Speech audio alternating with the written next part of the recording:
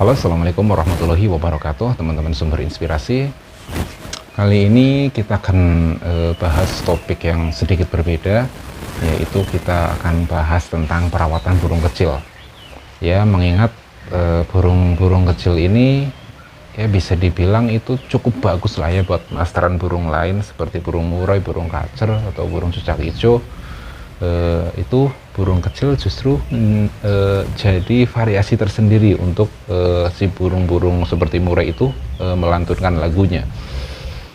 Dan salah satu burung kecil yang mau saya bahas di sini adalah burung kolibri kelapa. Burung kolibri kelapa itu adalah salah satu burung yang mayoritas itu hidup di pedesaan ya, dan dia itu kenapa diberi nama kolibri kelapa, mungkin karena si burung kolibri kelapa ini lebih sering mencari makan itu di bunga kelapa, itu apa namanya sih, manggar ya, itu kan biasa ada nira yang sering diambil oleh penderes. Di situ burung kolibri kelapa sering mencari makan di situ. Dan di sini kita akan coba bahas untuk burung kolibri kelapa, cara perawatan burung kolibri kelapa, mulai dari bahan kita ngombyok ya, mungkin di pasar atau kita beli dari tukang pikat, sampai si burung itu mapan di sangkar ataupun si burung itu mau bunyi. Karena untuk perawatan burung pikat sampai dia mau bunyi itu butuh proses ya. Dan kita langsung saja untuk pembahasannya. Jadi ketika kita ngombyok burung kolibri kelapa, itu usahakan kita pilih yang sudah jelas jantannya. Biasanya kalau jantan itu di bagian leher sini itu sudah terlihat ada metaliknya, dan di bagian kepala di sini sudah ada metaliknya.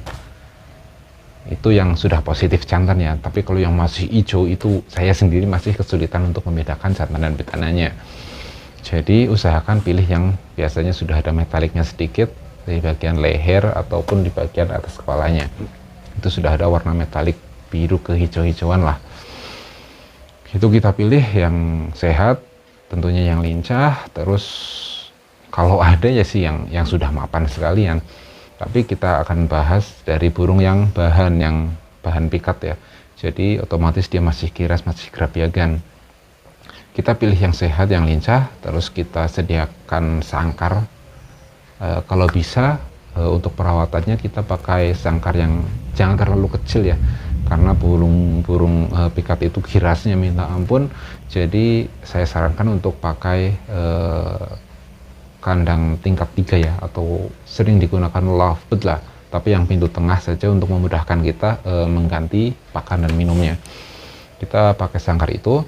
Terus untuk perawatan harian burung bahan ini, yang pertama itu si burung itu harus jinak dulu. Kita harus proses penjinakan dulu. Ini cukup memakan waktu kurang lebih untuk burung itu bisa mapan di sangkarnya itu bisa sampai 1-2 minggu. Dan untuk perawatan harian biasanya saya yang lakukan itu pagi hari saya embunkan sekitar jam 5 atau jam setengah 6 saya embunkan. Terus kira-kira jam setengah 7 kita cabut pakannya. Biasanya kalau ombyokan kan masih makannya ulat ya, kita cabut pakannya dulu. Terus kita mandikan dengan cara di spray. Kita mandikan setengah basah saja sampai si burung itu tenang ya, si burung itu tenang di sangkarnya. Kita deketin, nggak biak aja. Jadi kita lakukan seperti itu tiap pagi sampai dia kering. Kita tunggu sampai dia kering, kita tunggu saja di situ. Kalau bisa sambil kita goda dengan tangan kita agar dia lebih cepat mengenal si pemiliknya. Kita tunggu sampai kering, kurang lebih setengah jam sudah cukup kering ya. Dan kita sediakan ulat Hongkong seperti ini.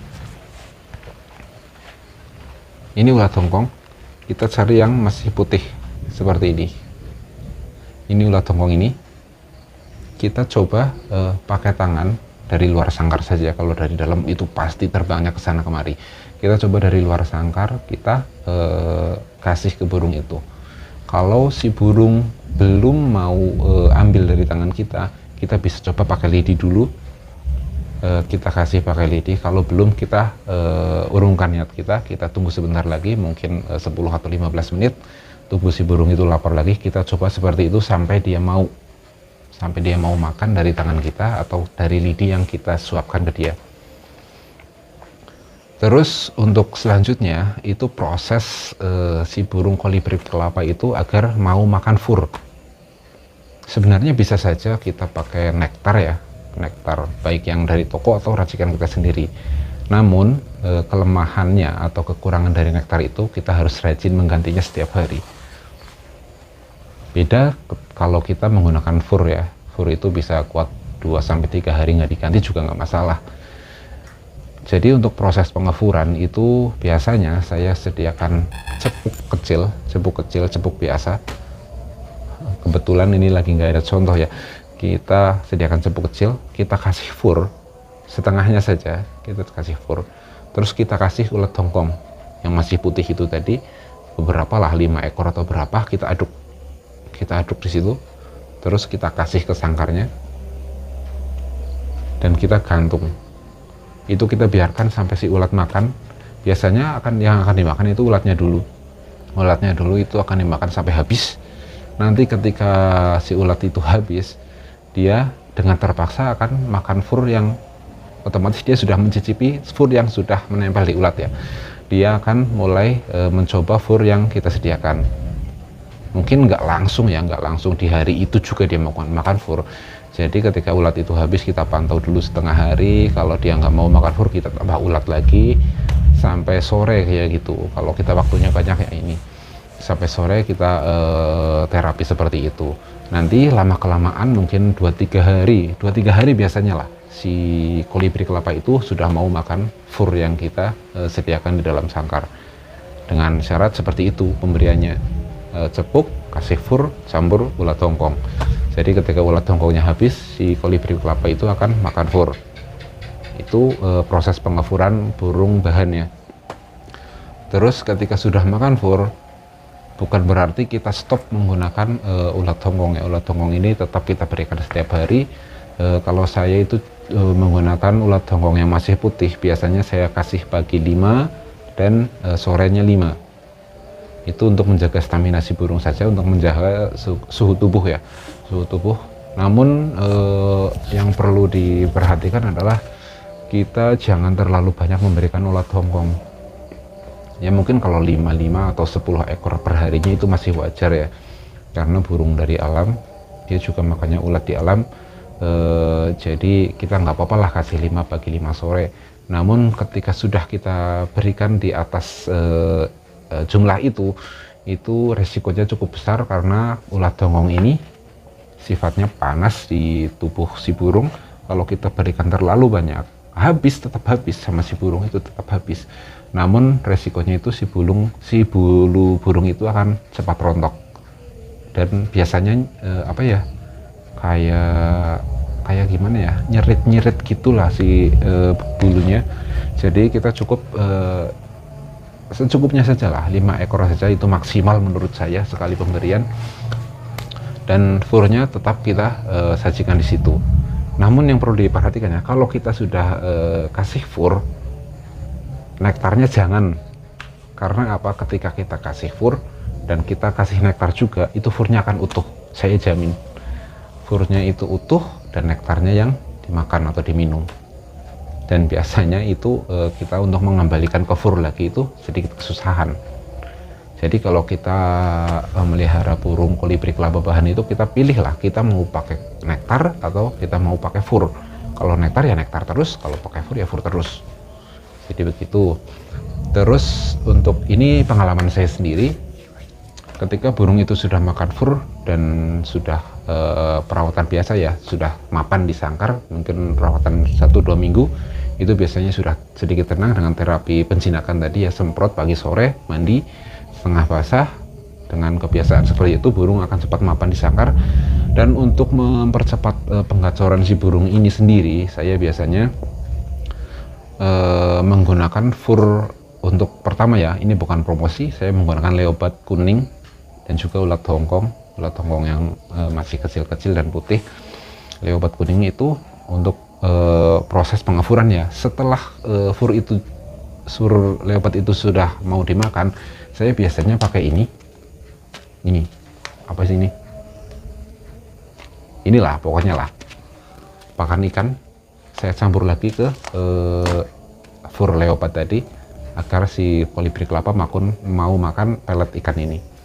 Dan setelah mau makan ini, itu leopardnya kita kurangin dan kita cuma pakai ini, sebagian besar pakai ini, tapi tetap saya campur leopard. Terus untuk EF-nya saya cuma pakai fur. Untuk buah saya jarang sekali pakai buah karena males ya, sebenarnya males.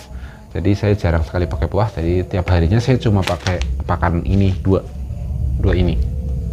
Dan itu untuk si burung kolibri kelapa itu mau bunyi itu kurang dari 1 bulan, insya Allah sudah mau bunyi lah, dengan perawatan yang intens dan perawatan yang telaten tadi ya. Dan untuk contoh sampel videonya nanti di akhir video akan saya sertakan burung kolibri kelapa rawatan saya yang saya kasih pakan kayak gini. Dan cuma ini, sebenarnya dikasih pisang atau buah-buahan lain juga mau, namun saya nggak pakai karena ribet juga, dan penggantiannya ya ribet ya maksud saya. Jadi saya cuma pakai bahan ini dua untuk proses perawatan burung kolibri kelapa dari bahan sampai mau bunyi atau mapan di kandang, atau kalau bisa sampai kacor, itu kurang lebih makan waktu 1 bulan. Dan burung itu sudah bisa dinikmati suaranya, bisa kita pajang di depan rumah. Burung itu sudah mapan, sudah tidak takut lagi kepada kita. Dan oh ya, satu lagi, untuk mempercepat penjinakan, usahakan gantung sangkar si kolibri kelapa ini paling tidak ya ketinggiannya 2 meter dan di tempat yang sering dilalui orang, entah itu di pinggir jalan atau di depan rumah kita tapi di dekat pintu yang sering dilalui orang keluar masuk. Itu akan sangat mempercepat penjinakan burung kolibri kelapa tadi. Oke, mudah-mudahan video ini bermanfaat ya. Itu cuma sharing pengalaman saya, dan ya mungkin bisa ada pengalaman teman-teman juga yang mau dibagikan, silahkan ditulis di kolom komentar. Oh ya, untuk burung sogok ontong itu dulu pernah saya buat untuk proses penjinakannya, namun belum sempat saya buat untuk proses pemberian pakan dan penggacornya. Namun kemarin saya pernah share juga cara membuat nektar buatan, nektar racikan kita sendiri agar si sogon itu makin cepat gacor. Oke, segitu saja video kali ini. Terima kasih. Jangan lupa like dan subscribe-nya. Terima kasih. Wassalamualaikum warahmatullahi wabarakatuh.